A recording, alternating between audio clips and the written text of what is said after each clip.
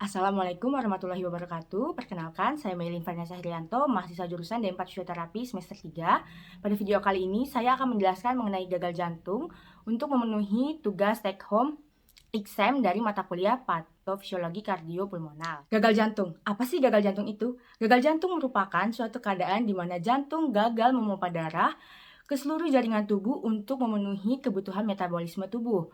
Atau dengan kata lain, jantung gagal memompa darah yang mengandung suplai bagi kebutuhan tubuh seperti nutrisi dan oksigen.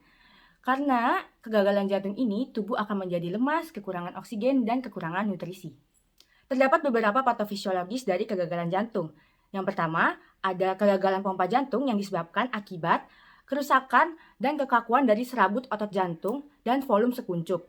Kemudian ada obstruksi aliran yang dimana terdapat lesi yang mencegah terbukanya katup atau menyebabkan peningkatan tekanan pada ruang jantung. Kemudian ada juga karena regurgitasi atau aliran balik beban kerja pada jantung. Klasifikasi dari jenis-jenis gagal jantung terbagi menjadi beberapa. Yang pertama ada kegagalan jantung berdasarkan onset, yakni ada kegagalan jantung akut dan kegagalan jantung kronik atau kongestif. Kemudian yang kedua ada kegagalan jantung berdasarkan lokasi.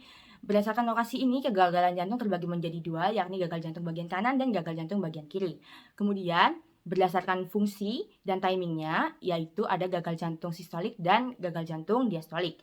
Dan yang terakhir ada berdasarkan volume darah yang dipompa, yakni ada gagal jantung low output, yang dimana darah yang dipompa keluar jantung tidak dapat memenuhi kebutuhan dari metabolisme, dan ada gagal jantung high output, yang dimana volume darah yang dipompa sudah memadai, tapi karena tingginya kebutuhan metabolisme sehingga zat yang dibawa masih kurang. Gagal jantung memiliki manifestasi.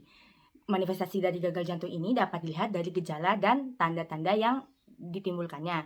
Pada gejala khas pada gagal jantung itu adanya sesak nafas pada saat beristirahat ataupun beraktivitas, kemudian adanya kelelahan dan adanya eodema pada tungkai. Kemudian tanda-tandanya dari gagal jantung yaitu adanya takikardia, takikapnea, rongki paru, efusi pleura, kemudian terjadinya peningkatan pada vena jugularis dan edema perifer dan hepatomegali. Diagnosis pada gagal jantung dapat dilakukan dengan dua penilaian kriteria. Yang pertama ada penilaian dari kriteria Framingham, yang dimana gagal jantung terbagi atas dua kriteria, yakni mayor dan minor.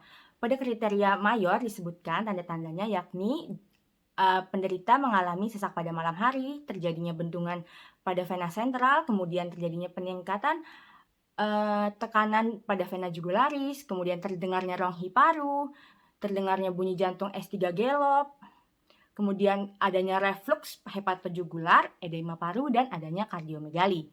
Sedangkan pada kriteria minor, penderita akan mengalami batuk pada malam hari, sesak pada saat aktivitas, kemudian ada edema pada ekstremitas seperti bengkak pada kaki dan pada tangan, kemudian terjadinya takikardia, hepatomegali, efusi pleura, dan penurunan kapasitas vital 1/3 dari biasanya. Diagnosis yang kedua dapat dilihat dari kriteria keparahan jantung menurut American Heart Association, di mana kegagalan jantung memiliki 4 kelas. Yang pertama, tidak ada keterbatasan pada aktivitas fisik. Kemudian pada kelas kedua ada sedikit keterbatasan namun masih bisa ditoleransi. Pada kelas 3 adanya keterbatasan fisik secara signifikan dan lebih nyaman saat beristirahat. Kemudian pada kelas 4 tidak dapat melakukan aktivitas sama sekali karena pada saat beristirahat juga akan merasakan nyeri pada jantung. Terapi pada gagal jantung dapat dilakukan secara medikamentosa atau menggunakan obat-obatan seperti terapi diuretik yang berfungsi untuk mengurangi beban kerja jantung, kemudian pemberian B blocker untuk mengurangi beban kerja jantung juga, dan pemberian agen inotropik. Kemudian terapi gagal jantung juga dapat dilakukan ke fisioterapi untuk menghindari perparahan dari gagal jantung. Seperti pada fisioterapi, penderita akan diberikan latihan-latihan untuk memperkuat tubuhnya sehingga gagal jantung dapat diminimalisir. Gagal jantung dapat dihindari dengan upaya-upaya seperti diet jantung sehat, rajin berolahraga, melakukan pola hidup yang sehat, menghindari kebiasaan merokok atau berhenti dari kebiasaan merokok, kemudian menjaga berat badan agar tetap stabil, beristirahat dengan cukup, dan makan makanan yang sehat dan rendah lemak seperti kolesterol dan lain-lain.